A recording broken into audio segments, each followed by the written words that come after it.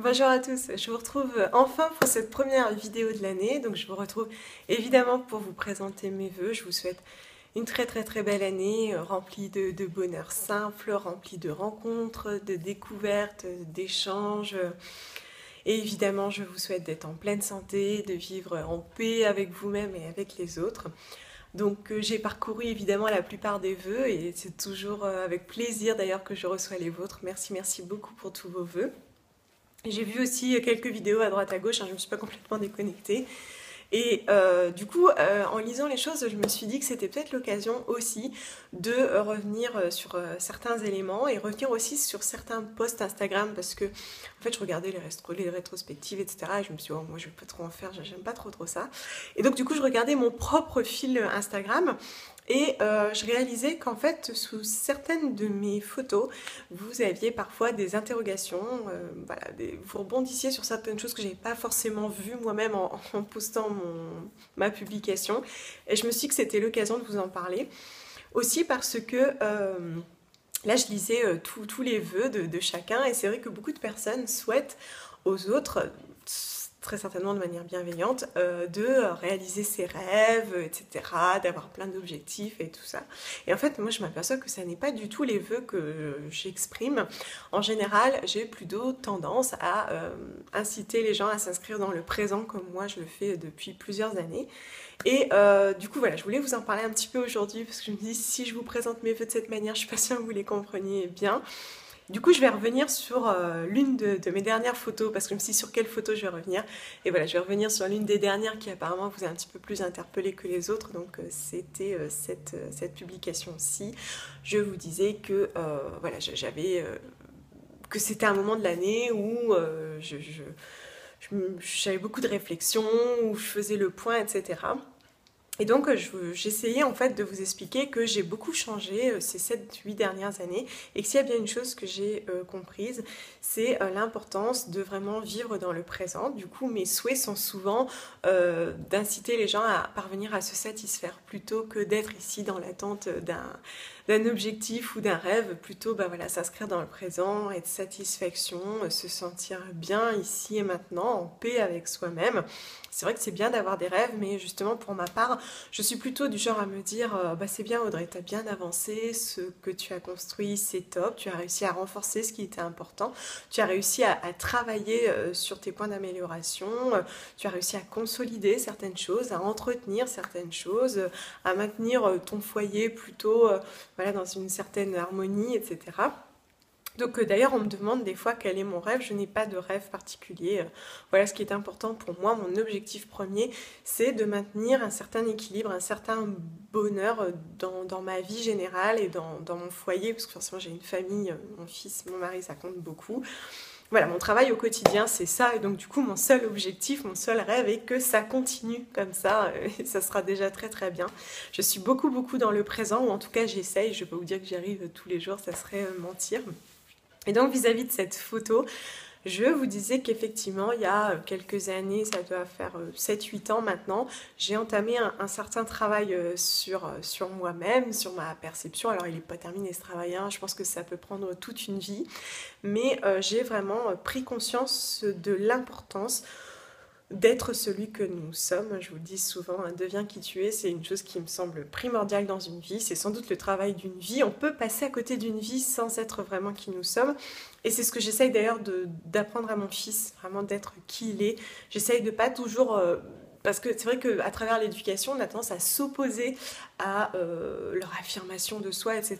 J'essaye vraiment de ne pas faire ça, je le laisse être celui qu'il est, parce que je sais combien ça peut être difficile de vivre à travers un personnage sans vraiment s'exaucer, se réaliser et s'épanouir dans notre propre personnalité. Alors bon, j'en ai pris conscience tout simplement parce qu'arrivé à l'âge adulte, je pense que des fois on arrive à un point de rupture dans cette prise de conscience, et j'ai réalisé que je n'étais pas toujours, que je n'exprimais pas toujours celle que je suis vraiment. Et j'ai bien pris conscience aussi que je pouvais être effectivement parfois un peu différente dans ma manière de penser, de percevoir le monde. J'en ai vraiment pris conscience à ce moment-là. Je pense que je ne le voyais pas vraiment, ou peut-être que je ne l'acceptais pas vraiment. Mais déjà petite, hein, on me faisait souvent le reproche d'être trop curieuse, de trop parler, de trop poser de questions, de toujours avoir une opinion sur tout, de vouloir tout voir, etc. On me le reprochait très souvent. Et donc du coup, voilà, j'avais pris sur moi pour que ça soit moins envahissant, puisque ça semblait un petit peu embêtant. Et finalement, à l'âge adulte, j'ai pris conscience que non, tant que je ne fais pas de mal aux autres, je n'ai pas à inhiber celle que je suis. Voilà, ok, je suis curieuse, c'est sûr, c'est pas toujours évident, mais c'est pas grave d'être curieux, on a le droit d'être curieux. Et à partir de ce constat, j'ai effectivement entamé un gros travail sur moi-même, qui est toujours d'actualité, hein. Je vous dis, c'est le travail d'une vie. Donc voilà, j'ai vraiment pris conscience de mes forces et de mes faiblesses, j'ai renforcé mes forces, j'ai travaillé sur mes points d'amélioration, j'ai pas mal de faiblesses, j'ai travaillé aussi sur quelques défauts qui pouvaient être envahissants et un petit peu embêtants dans mon quotidien. J'ai par exemple travaillé sur mon niveau d'exigence, je sais combien c'est important parce que je suis extrêmement exigeante. Et alors, autant avec moi qu'avec les autres en fait, hein. C'est surtout avec les autres qui est un peu compliqué parfois.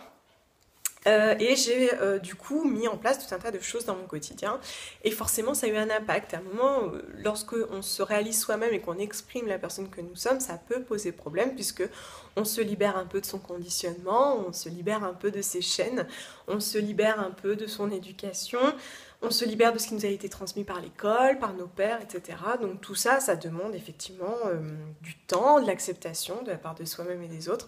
Et donc je vous disais, hein, c'est pas toujours simple, des fois ça a des conséquences. Mais l'essentiel à mon sens c'est de vraiment se sentir bien en paix avec soi-même, en phase avec soi-même. C'est sans doute ce qu'il y a de plus important pour ne pas être tourmenté et toujours avoir l'impression de vivre à côté de sa vie. Il y a beaucoup de gens qui disent ça, j'ai l'impression de passer à côté de ma vie. Ben oui, c'est tout simplement parce que on n'est pas vraiment soi-même. Et d'ailleurs, c'est très rare hein, d'être vraiment soi-même, hein. Nous sommes une multitude de personnages qui s'expriment en fonction des situations et de nos interlocuteurs. Et ce n'est pas facile d'être vraiment nous-mêmes. Donc voilà, pour ce faire, j'essaye aussi de respecter des moments de solitude, des moments d'introspection, des moments où je fais le point. Et puis aussi, j'ai fait le point sur mon entourage parce que voilà, il y avait des relations parfois qui étaient un peu toxiques, des relations qui peut-être m'empêchaient trop de m'exprimer. Donc voilà, je ne vais pas entrer dans les détails, je sais que vous m'avez demandé d'en parler un petit peu plus.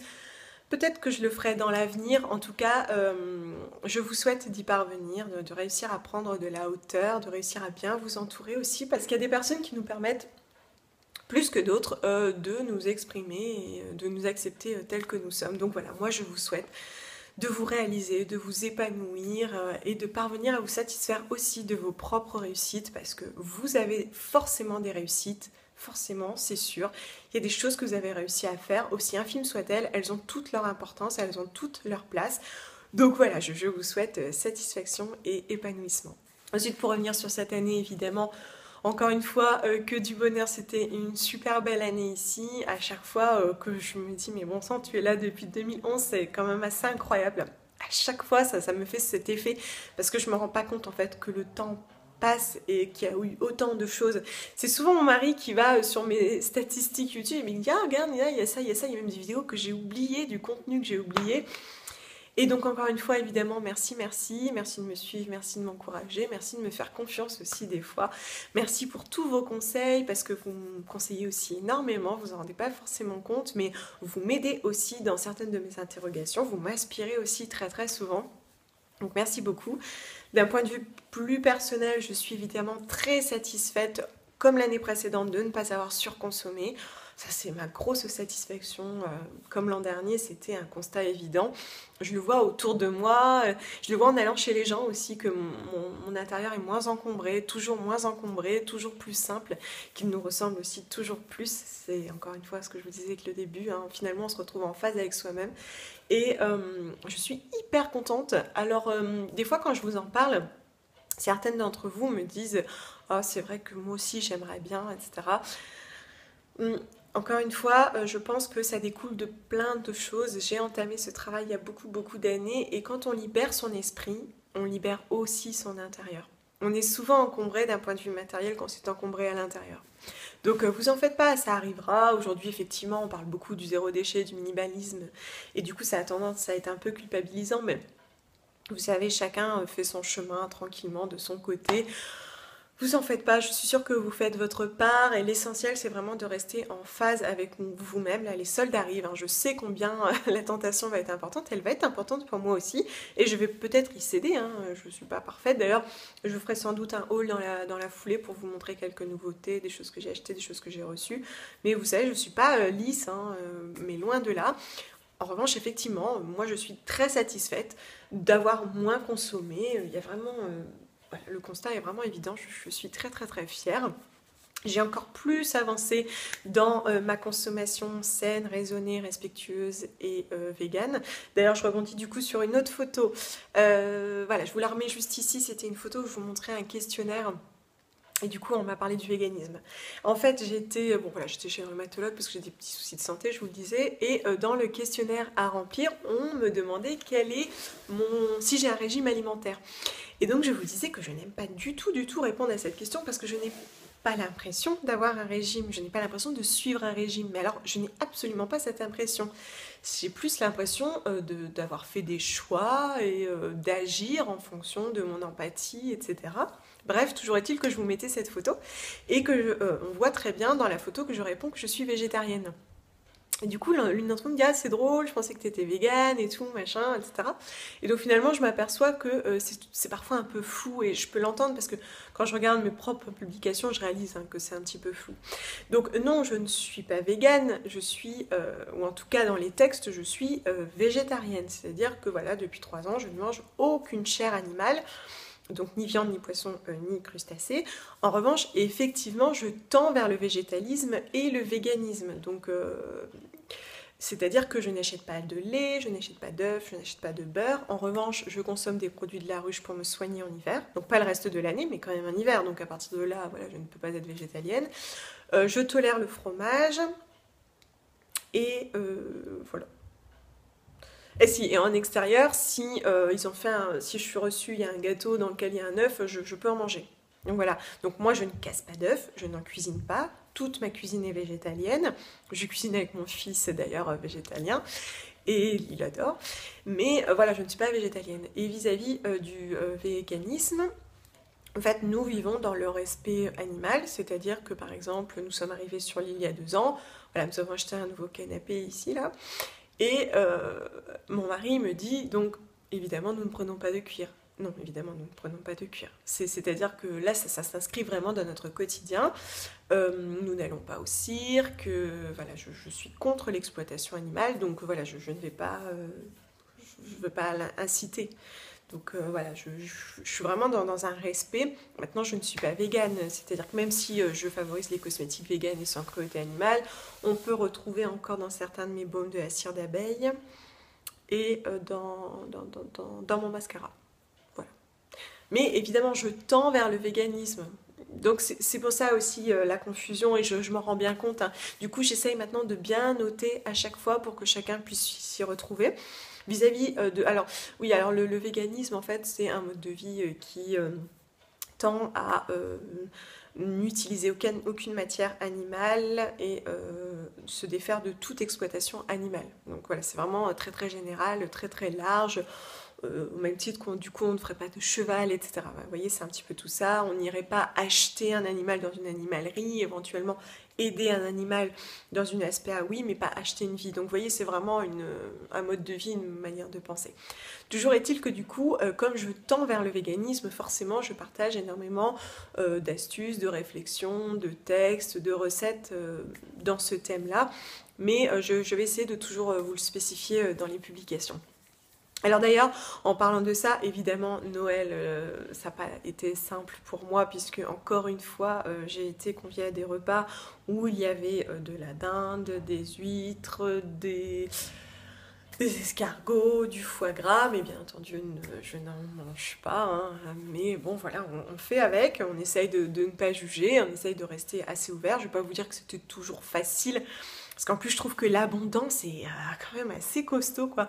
Et d'ailleurs, c'est souvent ma grand-mère qui me le rappelle, parce qu'elle me disait, en Afrique, j'avais pas tout ça, c'est assez incroyable. Effectivement, il y a effectivement toutes ces matières animales, mais qui sont en plus en abondance, quoi. Il y en a vraiment énormément. Évidemment, ça me trouble, mais pour le coup, je n'en parle pas parce que le but, c'est pas non plus de monter au créneau à chaque fois. En revanche, si on m'interroge, voyant que j'ai une assiette différente des autres, là, j'en parle.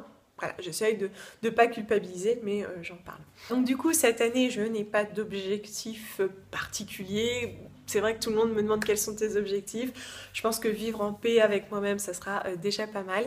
À l'occasion, si je le peux, si le cœur m'en dit, je vous en reparlerai davantage. Mais en tout cas, j'espère que vous allez bien. Je vous souhaite encore une fois une très très très belle année et je vous dis à bientôt. Bye!